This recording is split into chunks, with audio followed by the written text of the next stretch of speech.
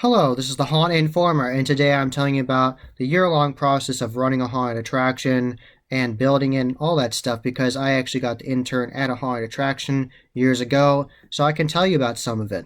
What happens is that as soon as haunt season's over, and even when haunt season is occurring, they're constantly changing the haunt, having to fix animatronics and sets if they get broken, and props if they get ripped up, they have to fix it and put some more perma-blood on it, screw things back together, of course, the daily maintenance of the haunt and checking it every week and making sure it's up to code and all good for all the customers to go through. Of course, they have to do that, but during the haunt season and on, they are actually planning for the next haunt season. Sometimes haunts have even 2 to 3 year plans, and they already have it all written out and agreed upon of what they want to do, and then they go to the Transworld Haunt Show in St. Louis, Missouri, and then they plan what they want to do, and they get different products. They get different silicone masks, foam latex masks, different gloves, different animatronics, different props, different vacuum form panels that they can theme for their haunted attraction, custom bridges that will fall, all kinds of lighting. There's a lot to offer at the Transworld Haunt Show. A big part of the Transworld Haunt Show is not only can you get new products for your haunts, you can also learn a lot of knowledge at the show because you can go to different speakers. You can go see different speakers talking about different things from the haunt industry, and these speakers know a lot about the haunt industry because they either own their haunted attraction, they either own their own haunted attraction, or they have worked with other haunted attractions before, or they're a vendor, and they've worked with haunts for tons of years, and they have lots of different knowledge about scare tactics and lighting and how to build things, and sometimes they even do demonstrations of how to color foam, and they do all kinds of great stuff. So it really is a beacon for the haunt industry. Really good convention. I've never been to it, but I'd love to, and it's really good. So that really helps the haunt industry as a whole to really come up with new ideas and really build upon that. And lots of haunts order their new animatronics and props there, and then they go back to the haunt after the show, and then they start building the new sets with the existing tools they have. And lots of haunt attractions actually have their own workshops where they fabricate their own metal signs and their own props to save money, because all these props and things are very expensive, because you want really good quality props and animatronics and masks for your haunt attractions. And because you want good quality, it's expensive, but it's totally worth it because these props and animatronics and masks are so well done. They are beautiful, really well crafted. They'll stand up to multiple haunt seasons. So it's really worth it for the haunts to buy these expensive products. And it's just really cool that this haunt industry exists, and I'm happy that it does because I love studying it and talking about it here on YouTube and on my social media and everything. So I've been studying it for tons of years. I've been studying it ever since I'm a teenager, so I really enjoy it. So the crew for the haunted attraction goes to the Transworld Haunt Show, and they have fully ordered all the props and everything they want. They go back to their haunt and start building and get everything prepped and everything they can done before the props come in, and then they put the props and things in the area. And something that I don't think the general public understands is that haunts are working constantly on the new haunt. So when you go to a haunt again the next year, whatever year you're going to the haunt, they are working constantly during the haunt season and after the haunt season to think of new ideas, maintain it all, and build new sets. And when they build a new set, whether it's one scene or two scenes, or they just do improvements for one new scene, it takes a lot of money and time to do that. They have to do new wiring, they have to make sure everything's up to code, they have to make sure everything's inspected every year to make sure it's up to the code and standards, safety standards for that state. So they have to make sure of a lot of things. It's actually very complex. And there's the whole business side of things where you have to make sure that all the actors are getting paid properly and all that. So it really is very complicated. It's not like just, oh, I want to run a haunt. I like Halloween. I can do this.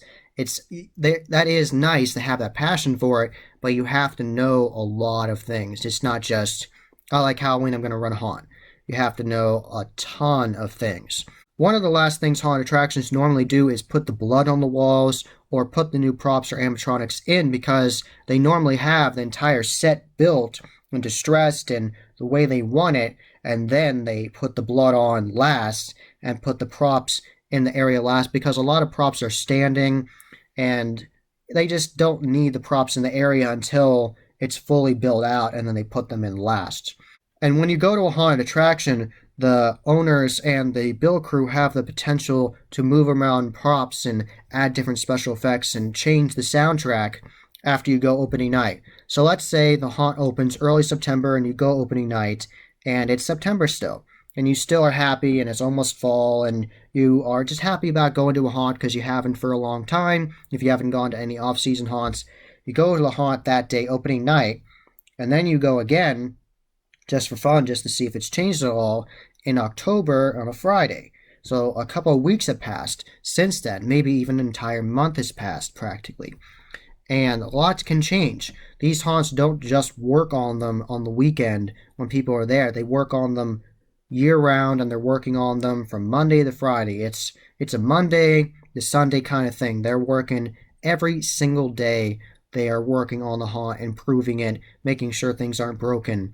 So they can tweak things and they can add new soundtracks. They can add new props. Sometimes props don't come in on opening night or before opening night for a haunted attraction. Sometimes, because there are so many haunted attractions, the props can't come out right when they want them for opening night. Sometimes things just don't work out. So sometimes new props or animatronics and things don't arrive until later in the haunt season. So maybe when you go back to that attraction, there will be a brand new animatronic or prop when you go through that haunt or new scene, because it wasn't there before, now it is. So you might have an entirely different experience when you go to a haunt multiple times during the season. So this is a year-long process, and they're constantly working on it. And especially if they do off-season haunts, like lots of haunts are doing now, whether it's halfway to Halloween, or a Christmas haunt, or Easter haunt, or Valentine's Day, or St. Patrick's Day, all those different holidays that haunts are open for now, and Friday the 13th as well, when they add Jason for fun.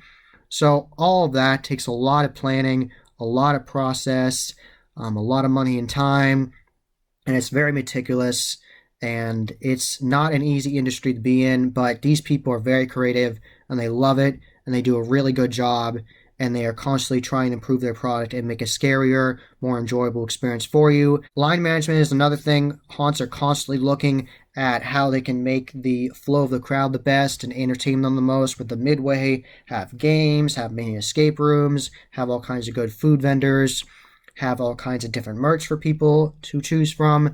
So they think about this year round. It's not just, we're going to build a haunt. It's the merch shop, it's the haunt, it's the logistics of marketing. Marketing is definitely very key to a haunt attraction. You can have the coolest haunt imaginable, but if you don't put yourself out there on social media and get people knowing about you, no one's going to come to your haunt. So that is definitely vital to the haunt industry nowadays. Marketing's always been important, but especially now with all this social media, you can definitely take advantage of social media and get your name out there and have lots of different platforms, whether it's Facebook or Instagram or Snapchat, all those different things, Twitter, all those different platforms, and use it to the best of your ability. And if you need to take classes at the Transworld Haunt Show, or you can take virtual classes and you can learn all kinds of things, or check the HAA, the Haunt Attraction Association website. There are so many resources you can check on, improve your haunt, and make it scary and better for everybody. And that was the Haunt Informer. I hope you enjoyed. Subscribe and hit that bell icon so you get a notification every single time I put up a new video.